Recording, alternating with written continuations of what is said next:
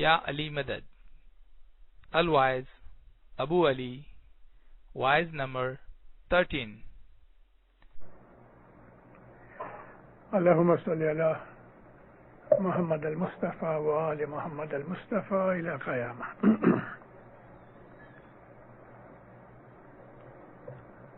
بسم اللہ الرحمن الرحیم. اللہ تعالیٰ کے کلام کے اندر ایک چھوٹی سی آیت ہے. اللہ فرماتا ہے وَمَا خَلَقَتُ الْجِنَّ وَالْإِنسَ إِلَّا لِيَعْبُدُونَ. ہم نے جنوں اور انسانوں کو کسی اور کام کے لیے پیدا نہیں کیا سوا اس کے کہ وہ ہماری عبادت کریں. اللہ تعالیٰ نے ہماری زندگی کا مقصد ہمیں بتایا ہے. جیسے کہ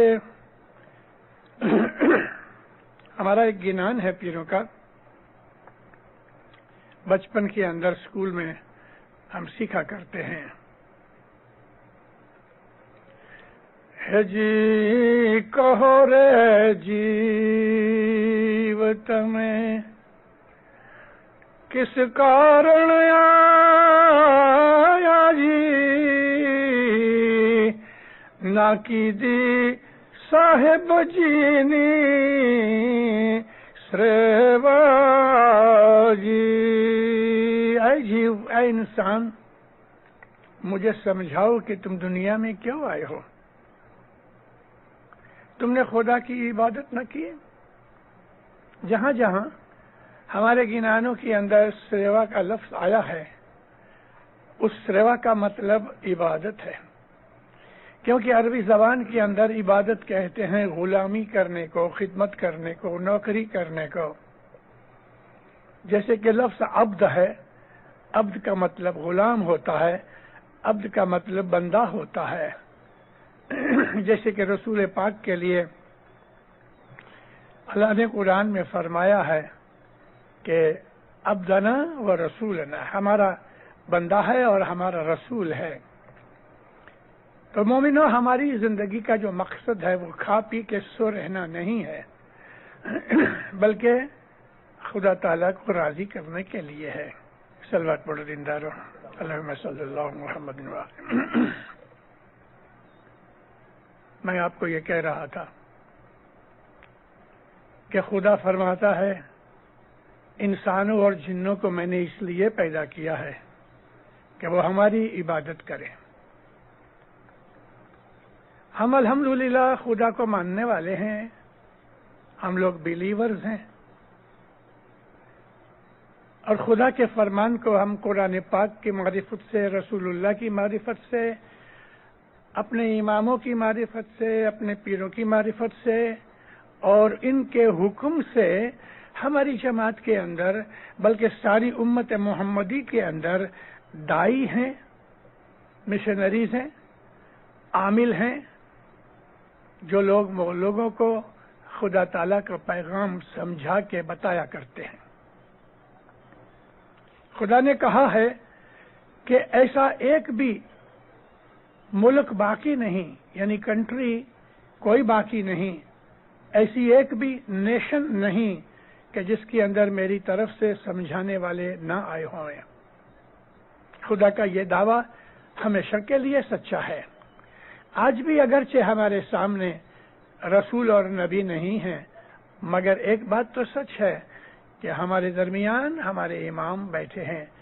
علی اور نبی کا نور ہمارے اندر موجود ہے، جو ہمیں دنیا کے حساب سے دین سمجھاتے رہتے ہیں اور کس طرح زندگی گزارنی، اس کے لیے ہمیں زمانے کے حساب سے ہم کو دورونی اور گائیڈنس دیتے ہیں. نبی کے زمانے کے اندر جو لوگ مسلمان ہوئے، ان لوگوں کے درمیان وہ لوگ کہ جنہوں نے سب سے پہلے رسول کو قبول کیا، انہوں نے کوئی عذر نہیں کیا، انہوں نے کوئی آرگومنٹ نہیں کیا.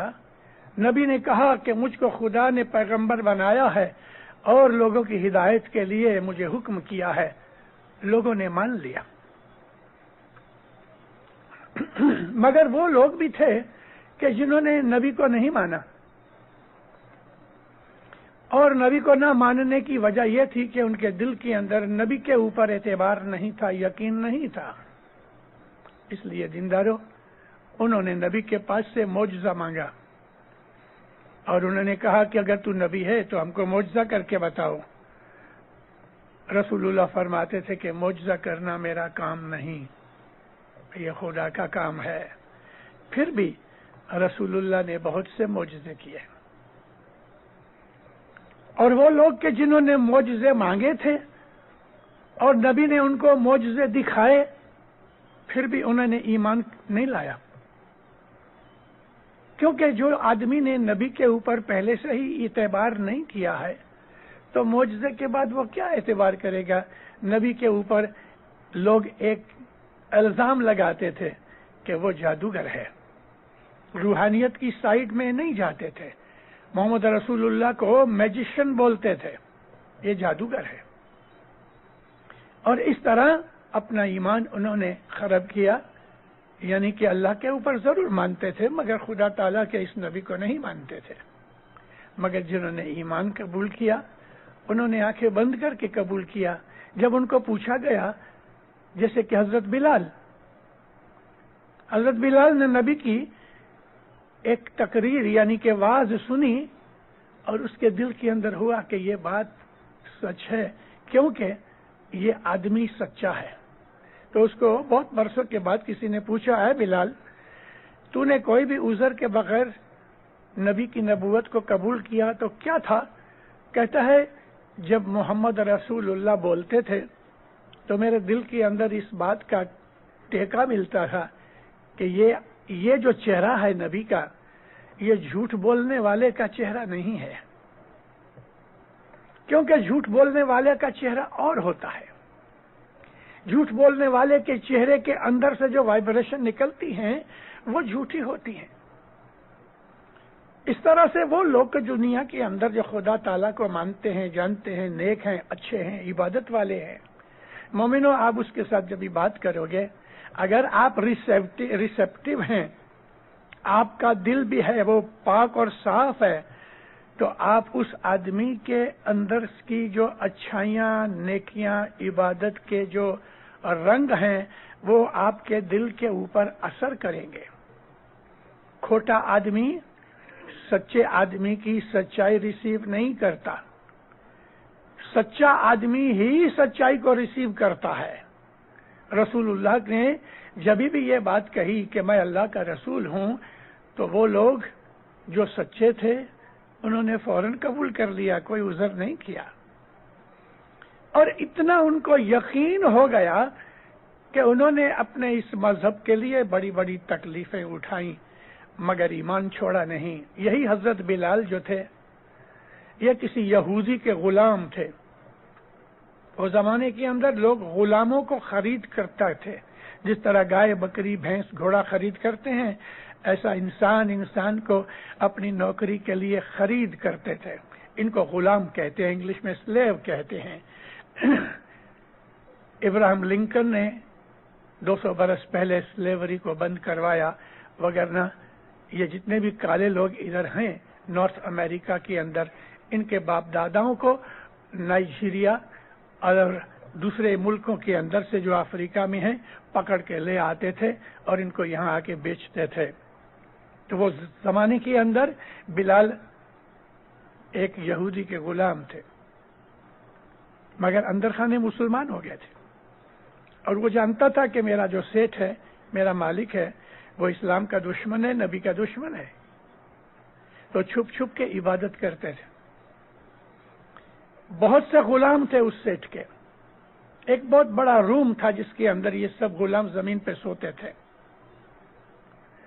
جب یہ سب لوگ سو جاتے تھے، وہ زمانے کے اندر الیکٹریسٹی، بتیاں وغیرہ نہیں تھی، شام پڑے تو انسان کھانا پینا کھا کے سو جاتے تھے، خاص طور پہ نوکر تو جلدی سو جاتے تھے، اس لیے کہ کسی بھی وقت ان کو بلایا جا سکتا تھا۔ تو جب سب غلام سو جاتے تھے، حضرت بلال اٹھتے تھے آدھی رات کو، اٹھ کے باہر جاوے، ٹھنڈے پانی سے وضو کرے، کیونکہ وہ زمانے میں غلاموں کو نہانے کا حکم نہیں تھا، وہ پانی استعمال نہیں کر سکتے تھے، لیکن یہ باہر جا کے چوری سے پانی لے کے اور یعنی کہ وضو کرے، اور پھر آ کے اپنے بچھونے کے اوپر، اپنے بیڈ کے اوپر یعنی زمین پہ ادھر بیٹھ کے آنکھیں بند کر کے خدا کا نام رٹن کیا کرتے تھے۔ ابھی تک ظاہر بھانے نماز پڑھنے کی اجازت نہیں ہوئی تھی، تو ان کو خدا تعالیٰ کے ایک نام کا ورد کرنے کے لیے نبی کریم نے فرمایا تھا کہ اے بلال، تو رات کو اٹھ کے اللہ احد اللہ احد یہ پڑھا کرو۔ یہ قسم کی بیت الخیال کی عبادت تھی۔ آدھی رات کو اٹھ کے حضرت بلال اللہ احد ہو اللہ احد یہ بولا کرتے تھے من میں۔ کچھ دنوں کے بعد ان کی لگن بڑھ گئی، محبت بڑھ گئی، جوش میں کبھی کبھی آ جاتے تھے تو زبان سے نکل جاتا تھا ہو اللہ احد۔ تو ارد گرد کے وہ جو غلام ہوتے تھے وہ اٹھ بیٹھتے تھے۔ کسی نے شکایت کی اس کے مالک کے پاس، مالک نے بلایا، اے بلال، کیا یہ سچ ہے کہ تو مسلمان ہو گیا؟ کیا اچھا مومن جھوٹ بول سکتا ہے؟ حالانکہ وہ زمانے کے اندر تقیہ کی اجازت بھی تھی، لیکن پھر بھی اس نے منہ نیچا کر لیا، ہاں بھی نہیں کہا، نہ بھی نہیں کہا۔ اس نے چابک اٹھائی اور اس کو خوب مارا۔ اس نے کہا ہاں میں مسلمان ہو گیا ہوں۔ اس نے کہا تم اسلام کو چھوڑ دو، محمد کو گالی نکالو۔ مار کھاتے رہے لیکن اس نے اسلام چھوڑا نہیں، یہاں تک کہ جو آدمی تھا مالک وہ تھک گیا۔ دوسرے دن اس نے پھر پیٹنا شروع کیا، کھانا پینا بند، اور سورج کی روشنی کے نیچے اس کو باندھ دیا گیا۔ خیال کرو مومنو، عربستان کا ملک دوپہر کی چلچلاتی ہوئی دھوپ میں پانی اور کھانے کے بغیر، پھر بھی وہ مانا نہیں، کئی دنوں تک اس کو پیٹتے رہے۔ آخر پھر اس دن ایک دن اپنے دوسرے غلاموں کو بلایا، اس کے کپڑے اتار کے ننگے بدن زمین پہ سلا دیا، اور 4-5 آدمی ایک بہت بڑا پتھر اٹھا کے لے کے آئے اور اس کی چھاتی کے اوپر، سینے کے اوپر رکھ دیا اور چلے گئے۔ سورج کی اس تپش کے اندر اتنا بڑا وزنی پتھر چھاتی کے اوپر، سانس لینا بند ہو گیا۔ تھوڑی دیر کے بعد آنکھیں اوپر چلی گئی، زبان باہر منہ میں سے نکل کے لٹک گئی، چہرہ لٹک گیا۔ یہ لوگ سمجھے کہ یہ مر گیا۔ عین اس وقت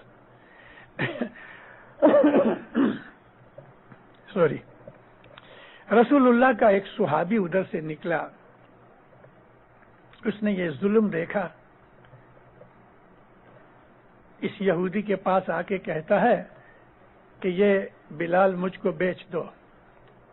اس نے کہا جان چھوڑی، لاؤ اتنے پیسے۔ اس نے وہ پیسے دیے، وہ پتھر اٹھایا، پانی کے چھینٹے مارے، کچھ تھوڑی دیر کے بعد ہوش آئی اور بلال واپس زندگی میں آ گئے۔ وہ آدمی بلال کو لے کے گھر گیا، کھلایا پلایا، اور 2-3 دن کے بعد جب وہ ٹھیک ہو گیا تو نبی کے پاس جا کے کہا کہ یا نبی، یہ بلال میں نے فلاں یہودی سے خریدا ہے، اس کے اوپر اسلام کی خاطر جو ظلم ہوئے تھے میں نے اس کو خریدا ہے، اب میں آپ کو یہ مہمانی پیش کرتا ہوں، آپ کو دیتا ہوں۔ نبی کریم نے اس کو قبول کیا اور بلال تب سے رسول اللہ کے پاس رہا، بہت خوش ہوا۔ حضرت بلال کو خدا تعالیٰ نے بہت اچھی آواز دی تھی، تو نبی کریم نے اس کو مؤذن بنایا اذان دینے کے لیے، اور حضرت بلال جب ہی بہت بلند آواز سے اذان دیتے تھے، محض جب ہی شروع میں کہتے تھے اللہ اکبر، اس کی زبان میں وہ طاقت تھی، اس لفظ کے اندر وہ اثر تھا کہ لوگ تھر تھرا جاتے تھے۔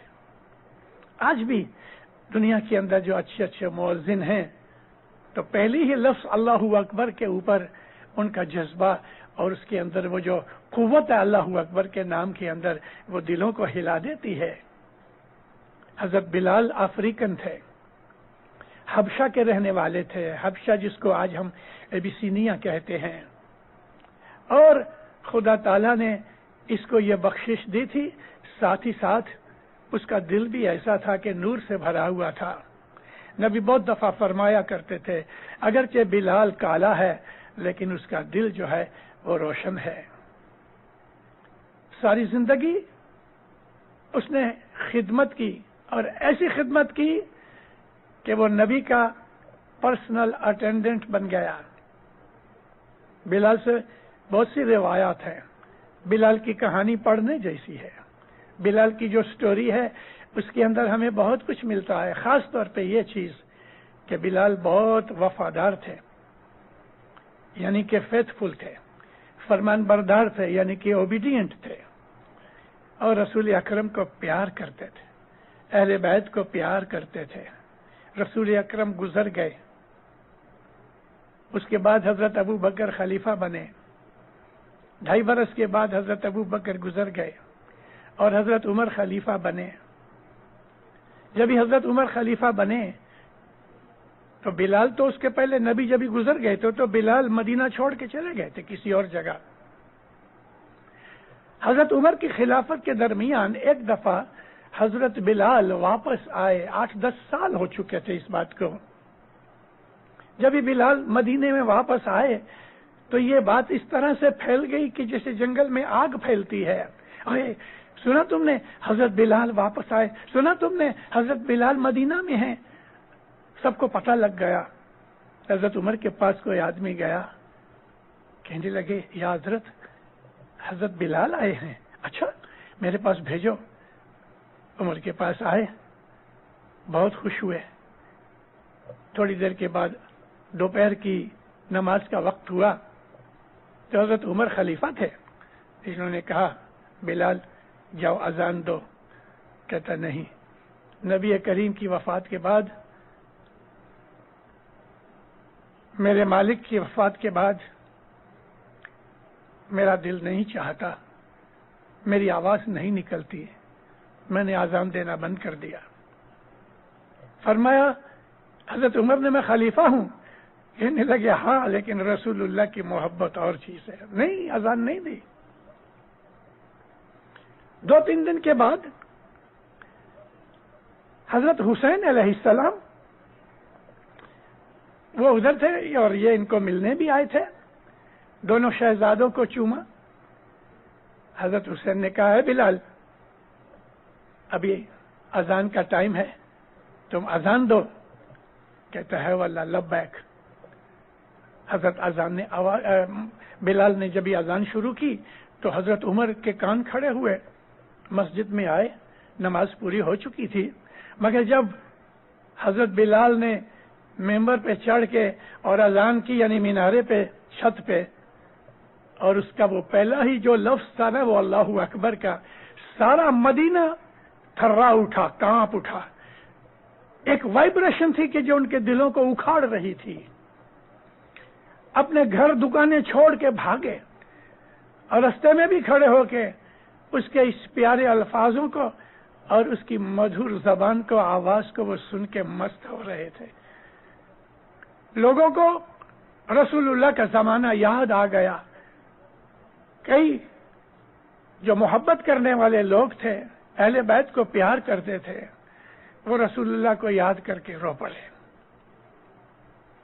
نماز پوری ہوئی، حضرت عمر نے کہا اے بلال میں خلیفہ ہوں اور میں نے تمہیں کہا کہ تم اذان دو تو تم نے مجھے منع کیا، اور اب کس کے کہنے سے تم نے یہ اذان دی؟ کہنے لگا جس کے حکم کو توڑا نہیں جا سکتا اس کے کہنے سے میں نے یہ اذان دی۔ کون ہے وہ؟ کہا کہ یہ حضرت حسین نے، یہ اہل بیت رسول ہیں کہ جن کی عبادت کے لیے، جن کی منقبت کے لیے، جن کی خدمت کے لیے اللہ نے ہمارے اوپر حکم کیا ہے کہ اہل بیت سے پیار کرو، اہل بیت کو محبت کرو، اہل بیت کا حکم مانو۔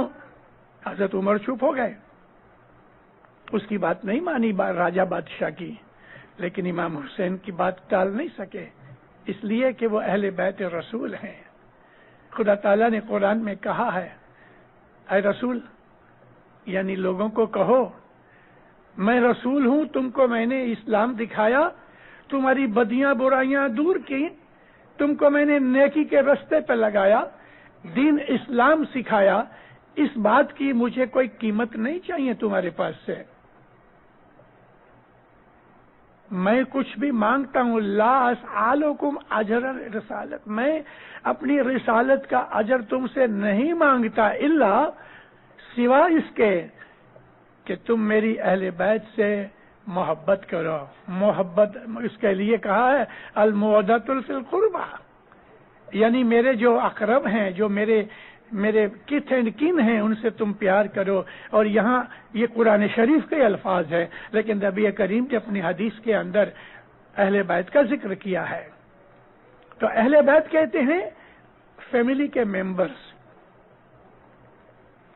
جب یہ آیت اتری کہ رسول کے اقربا سے محبت رکھو، تو اس کے اندر حضرت کی جو بیویاں تھیں، ایٹ اے ٹائم 9 بیویاں تھیں، جو کہ انہوں نے 11 شادیاں کی۔ حضرت بی بی خدیجہ کی زندگی تک کوئی دوسری شادی نہیں کی، اور بی بی خدیجہ کے گزر جانے کے بعد پھر دوسری شادیاں کی۔ تو یہ جو 9 بیویاں تھیں، یہ بھی خود کو اہل بیت میں سمجھنے لگیں۔ اہل بیت میں تو نہیں تھی، البتہ اپنے رسول اکرم کی بیویاں ضرور تھیں، اور نبی کریم کی بیویوں کو اللہ تعالیٰ نے قرآن میں امہات المومنین کہا ہے، یعنی مومنوں کی مائیں کہا ہے۔ مومنوں کی مائیں ضرور ہیں، ہماری ماں ہے جو بھی بیوی ہے رسول اللہ کی۔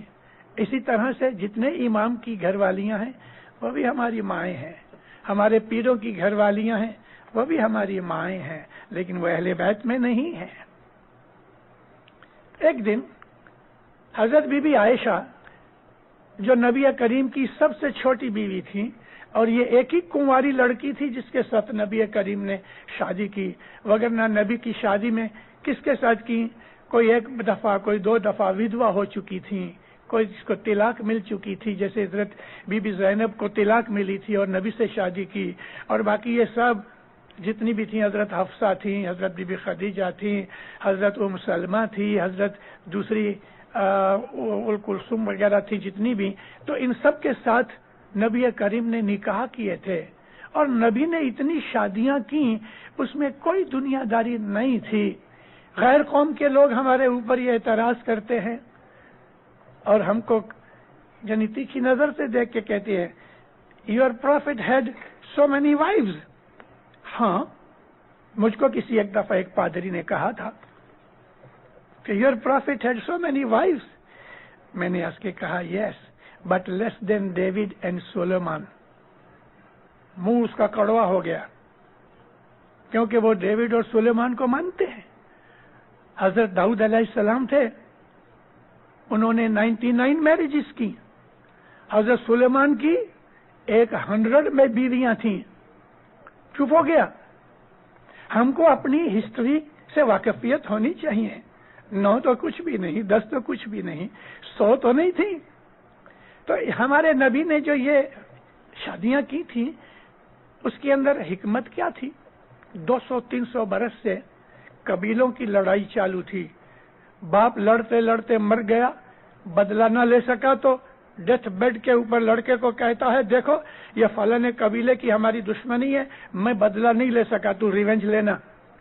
اس طرح ونش پرمپرا، جنریشن آفٹر جنریشن، یہ عربوں کے اندر ٹرائبل وار چلتی تھی، ایک دوسرے کے دشمن تھے۔ اب جب اسلام پیدا ہوا تو یہ لوگ اتنے ضدی تھے کہ کوئی حساب سے نمتا دینے کے لیے تیار نہیں تھے۔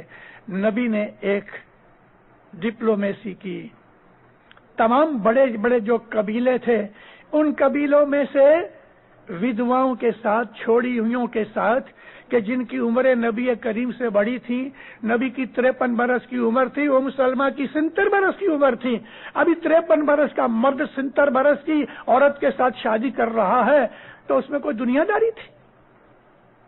اس کے اندر ایک ہی حکمت تھی کہ نبی تمام قبیلوں کے کامن جمائی بن جاویں، سن ان لا بن جاویں، اور یہی ہوا کہ ہر قبیلے کی نظر کے اندر محمد ان کا داماد تھا. تو تمام قبیلوں نے جب محمد کو ایک اکیلے کو اپنا داماد مان لیا تو یہ ایک دوسرے کے رشتہ دار ہو گئے محمد کی معرفت سے. یہ حکمت تھی اس کے اندر. تو ایک دن حضرت خالی ایک بی بی عائشہ تھی کہ جو کنواری لڑکی تھی، حضرت ابو بکر کی لڑکی. بی بی عائشہ بیٹھی تھی، نبی کو کہتے ہیں یا نبی ہم بھی تو اہل بیت میں ہیں. حضور نے فرمایا نہیں. حضرت بی بی عائشہ نے رسول اللہ کو بہت ستایا ہے اور نبی اس سے خوش نہیں تھے. ایک دن بہت غصے سے گھر کے باہر نکلے بی بی عائشہ کے حجرے میں سے اور زور زور سے بول رہے تھے اس گھر میں سے فتنے نکلیں گے. یعنی بی بی عائشہ کے گھر کی طرف ایسا ہاتھ کر کے کہنے لگے. لیکن ہماری ماں ہے، ہم اس کی عزت کرتے ہیں. نبی فرمایا نہیں، تم اہل بیت میں نہیں ہو. تو کہتی یا نبی کون اہل بیت میں ہے؟ حضور چپ رہے. 2-1 منٹ کے بعد دوڑتے ہوئے حضرت حسن حضرت حسین ایک دوسرے کے ہاتھ پکڑے ہوئے اور چیخیں مارتے ہوئے ہنستے ہوئے بھاگے چلے آتے تھے. نبی نے دیکھا 2 بچے آ رہے ہیں، آپ بہت پیار کرتے تھے ان دونوں کو. ایسا ہاتھ کھولے، نبی بیٹھے ہوئے تھے، حضور نے ایسا ہاتھ کھولے، دونوں بھاگ کے نانا کی گود میں گھس گئے. ایک کو رائٹ سائڈ میں، دوسرے کو لیفٹ سائڈ میں بٹھایا. تھوڑی ٹھنڈی کا ٹائم تھا، حضور نے ایک کمبل اوڑا ہوا تھا، جو کمبل ایسا لے کے دونوں بچوں کو اندر لے لیا، کمبل بند کیا. تھوڑی دوری تو ان کے پیچھے ان کی ماں چلی آئی، بی بی فاطمہ علیہ السلام چلی آئیں. اس نے بھی سلام کیا. نبی کریم نے اس کو اپنے سامنے پاؤں کے پاس بٹھایا. تھوڑی دیر ہوئی تو مولا علی چلے آئے.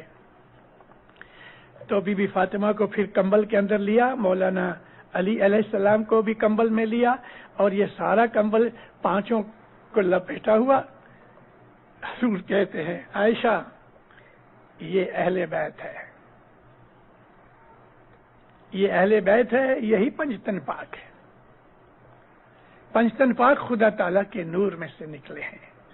پنجتن پاک کی سٹوری انشاءاللہ فیوچر میں کبھی آؤں گا تو آپ کو بتاؤں گا کہ پنجتن پاک کیا ہے.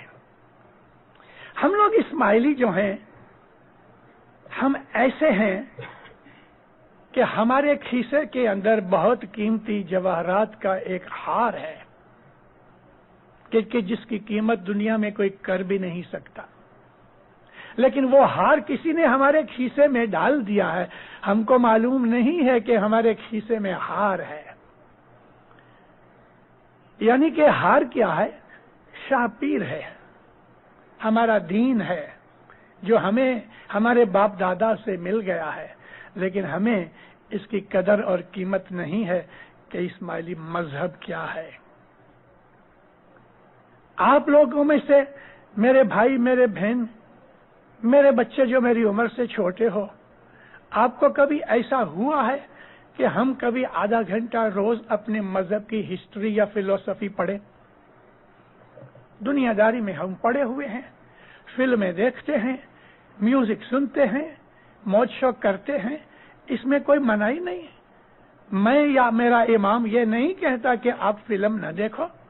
ہمارا امام یہ نہیں کہتا کہ تم لیجیٹیمیٹ موج شوق نہ کرو. میرے لفظ لیجیٹیمیٹ کے اوپر بھار دینا، یعنی موج شوق کہ جس موج شوق میں گناہ نہیں ہے، حضرت امام فرمایا وہ لیجیٹیمیٹ موج شوق کرو. نردوش رمت گمت ہمارا مذہب میں جائز ہے. نردوش رمت گمت ایسا پلیجر کہ جس پلیجر میں گناہ نہیں ہے، جس میں شراب نہیں ہے، جس میں سگریٹ نہیں ہے، ڈرگز نہیں ہے. ہمارا امام یہ نہیں کہتا کہ تم لیجیٹیمیٹ موج شوق نہ کرو. میرے لفظ لیجیٹیمیٹ کے اوپر بھار دینا، یعنی موج شوق کہ جس موج شوق میں گناہ نہیں ہے، حضرت امام فرمایا وہ لیجیٹیمیٹ موج شوق کرو. نردوش رمت گمت ہمارا مذہب میں جائز ہے. निर्दोष रमत गमत, ऐसा प्लेजर कि जिस प्लेजर में गुनाह नहीं है, जिसमें शराब नहीं है, जिसमें सिगरेट नहीं है, ड्रग्स नहीं है, जिसके अंदर ऐसी खराब बातें, ऐसी खराब सोबत, जो मैं आपको रिपीट नहीं करता इधर, आप सब जानते हो मेरा क्या मतलब है, जिसमें प्रोमिस्किटी नहीं है, वो चीजें हमारे मजहब में जायज है। खाओ पियो, खुशियां करो, अच्छे कपड़े पहनो, लेकिन कपड़े पहनो, खाओ पियो, मर्सिडीज में घूमो और 5 लाख के मकान में रहो। उसका ये मतलब नहीं कि आप मगरूर हो जाओ और कहो कि मैं बहुत बड़ा हूं। ये हमारे मजहब में नहीं है। हमारे मजहब के अंदर राजे महाराजे हैं, वो भी मौला के पांव के पास बैठते हैं। हमारे मजहब के अंदर इमाम के सिवा और कोई भी बड़ा नहीं है। हम सब उसके गुलाम हैं, क्योंकि हमने अपनी मर्जी से, राजी खुशी से हजरत इमाम की बैयत की है, एलिजियंस दी है हमने कि या मौला तू मेरा इमाम है, मैं तेरा गुलाम, तेरा बंदा हूं। और इस एलिजियंस का मतलब ये है अनकंडीशनल ओबीडियंस। इस्माइली मजहब तरीकत है, जो सूफी तरीका है। सूफी तरीके के अंदर जो मुर्शिद होता है, वो सारी जिंदगी में उससे ज्यादा बड़ी कोई चीज नहीं होती। माँ बाप, बहन भाई, बीवी, बच्चे, माल दौलत, यहाँ तक कि इंसान का खुद का तन भी मुर्शिद के नाम पर कुर्बान है। मजहब अगर समझ में आ गया तो इस्माइली मजहब की जो लज्जत है वो ऐसी है कि इंसान उसके सिवा और किसी चीज को समझता ही नहीं। हमको दुनिया छोड़ देने का हुक्म नहीं, दुनिया में रहो, व्यापार करो, धंधा करो, मालदार बनो, लेकिन मालदार बनने की अपनी जिंदगी के अंदर एक ही मकसद और एम मत बना लो कि मेरी जिंदगी का एक ही उसूल है कि माल पैदा करो। ये नहीं होना चाहिए। खाओ, कमाओ, खैरात करो, लोगों की मदद करो, इमाम के घर की खिदमत करो। खिदमत को अरबी जबान के अंदर इबादत कहते हैं। इबादत का मतलब ही खिदमत, सेवा है, यानी इमाम को राजी किया जाए।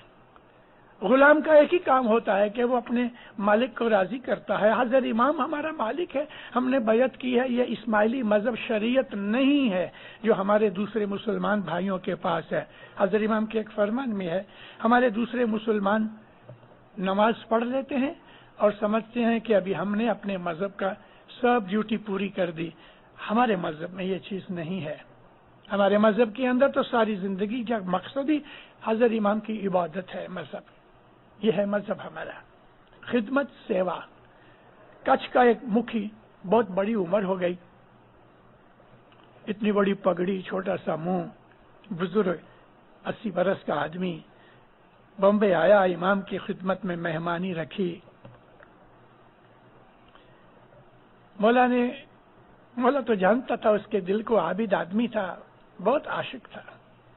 साहब ने उसको पूछा, ए मुखी कैसे हो? कहते जिबू। साहब उर्दू हिंदी में बोले, वो कच्छी में बोलता था। खुदावन तो जी मेहरबानी है। सब बहुत सी दुआएं देते रहे। हाथ बांध के कहते हैं, खुदावन मुके हकड़ी चीज पूछनी है, पूछो। कहते जीबो, नहीं, कच्छी के अंदर जीबो जो बुजुर्ग होते हैं, राजा बादशाह होते हैं, उनको जीबू कहते हैं। जीबो का मतलब जियो। कहते जीबो तू जो राजी थी है तो कुरोडिए। मौला के कहते हैं, मुखी मैं अगर किसी पे राजी हूं तो मैं उसको अपनी खिदमत दूं। आमीन। फिर हाथ बांधे, खुदावंद तू जिजो राजी थी है तो कुरो दिए। साहब फिर कहते हैं, मैं बहुत राजी हूं तो उसको बहुत खिदमत दूं। आमीन।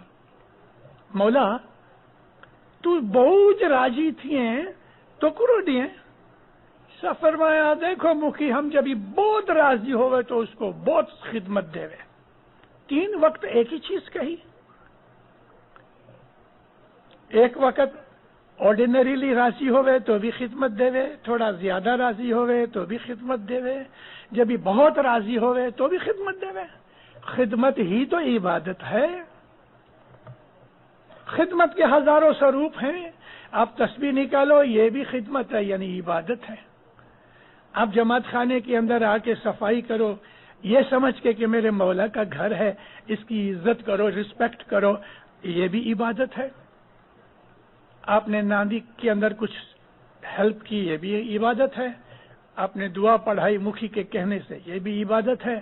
آپ نے اور کوئی ڈیوٹی کام کیا، یہ بھی عبادت ہے۔ آپ نے کسی اسماعیلی کی مدد کی، یہ بھی عبادت ہے۔ آپ نے کسی بوڑھے کا ہاتھ پکڑ کے اس کو رستے پر لگا دیا، یہ بھی عبادت ہے۔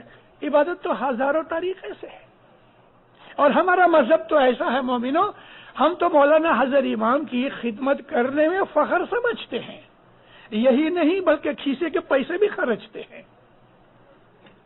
اور ہمارے ہاں ایسے لوگ بھی ہیں کہ جو ہزاروں ڈالر خرچ کرتے ہیں، کبھی بولتے بھی نہیں کہ یہ میں نے کیا ہے، اور حقیقت میں خدمت اسی کا نام ہے کہ جو چھپا کے کی جائے۔ خدمت کر کے اور پھر بڑائی کرنا، وہ تو خدمت کو مٹا دینے کی بات ہے۔ خدمت کر کے یہ سمجھنا کہ میں نے اتنی خدمت کی ہے، یہ تو مٹا دینے کی بات ہے۔ خدمت تو ہم امام کے لیے کرتے ہیں، ہم اس مالک کو پیار کرتے ہیں۔ ہم لوگ حضرت امام کو پیار کرتے ہیں، صرف مانتے ہی نہیں، پیار کرتے ہیں، اور وہ بھی ہم کو سامنے اتنا ہی پیار کرتا ہے۔ امام زمان جو ہے، اس کی شناخت ہمارے دل میں ہونی چاہیے۔ ہر اسماعیلی کو یہ جاننا چاہیے کہ میرا مولا کون ہے، ارے اس کو چاہنے والے کتنے ہیں۔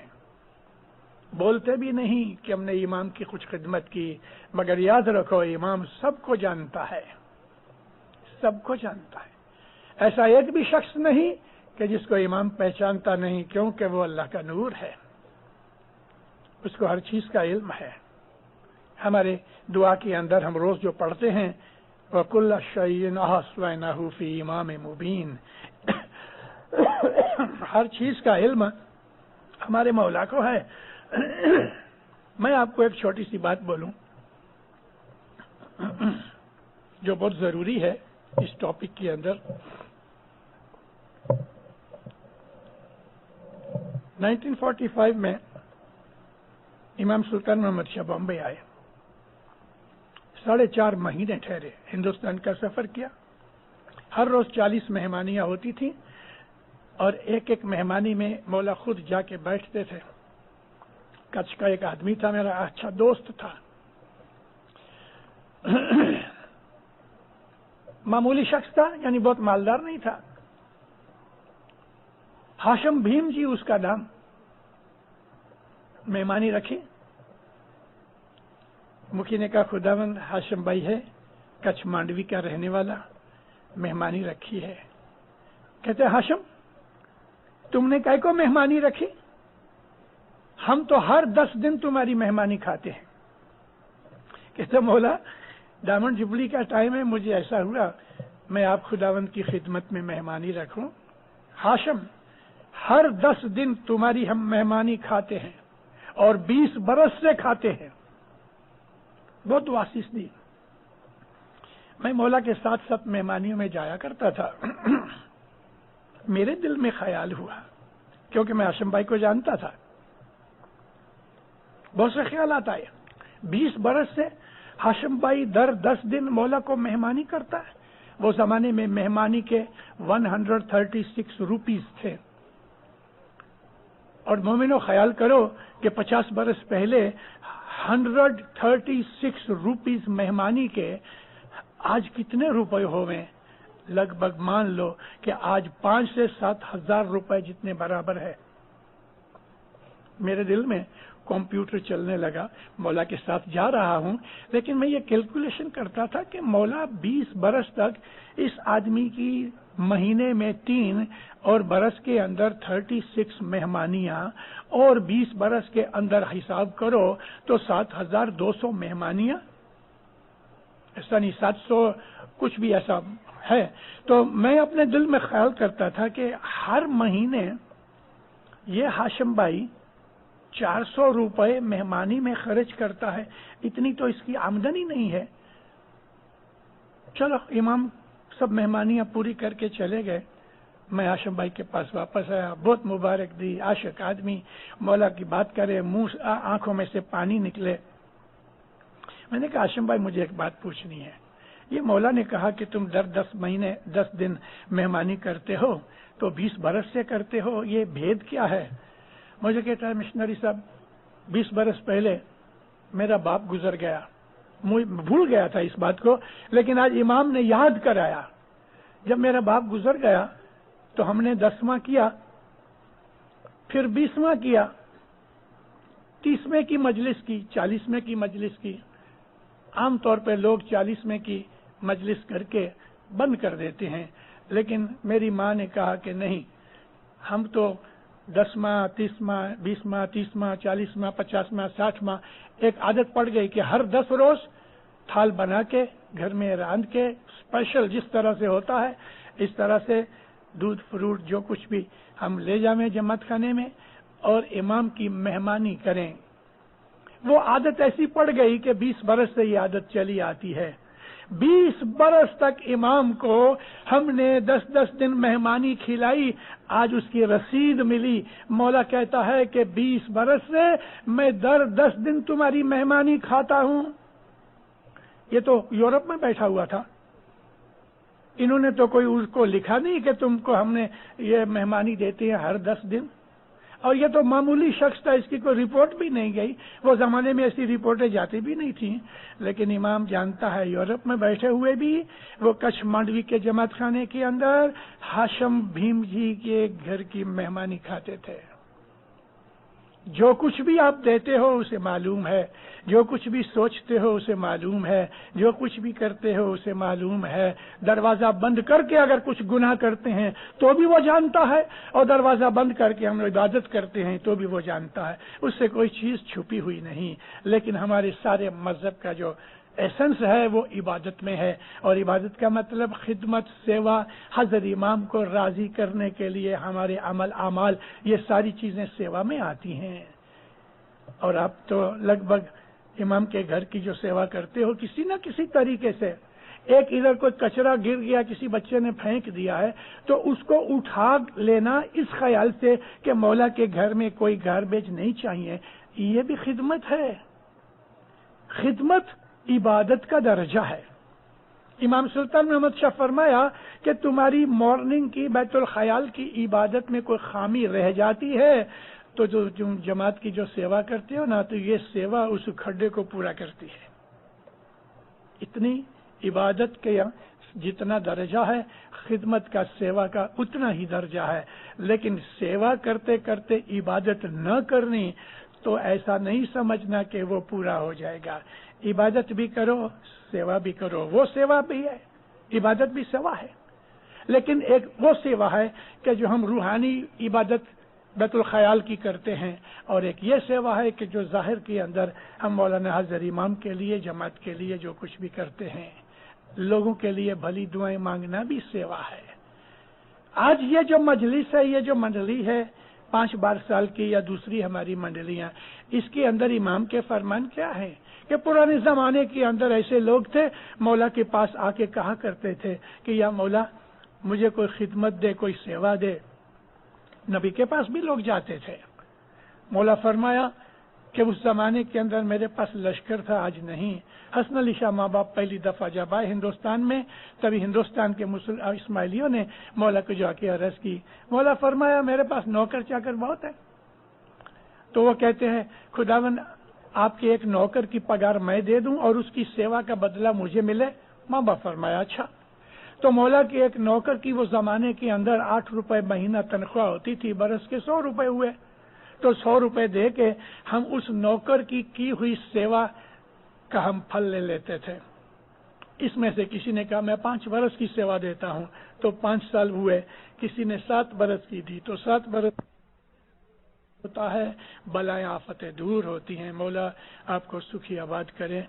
ایمان کی سلامتی دیوے، حقیقتی سمجھ دیوے، نیک مرادیں پوری کرے، آفت بلائیں ہمیشہ دور رکھے، کلجو کی ہواؤں سے بچاوے، دسوندی سکریتی بناوے، مولا فرمان بردار مومن بناوے، مولا اپنی محبت زیادہ کرے، مولانا حضرت امام آپ کو، آپ کی اہل اولاد کو دین دنیا کی نعمتیں دیوے، برکتیں دیوے، خوشیاں دیوے، آپ کو ہر حالت کے اندر، ہر حالت کے اندر، ہر حالت کے اندر سکھی آباد اور اپنے گھر کی شناخت میں رکھے۔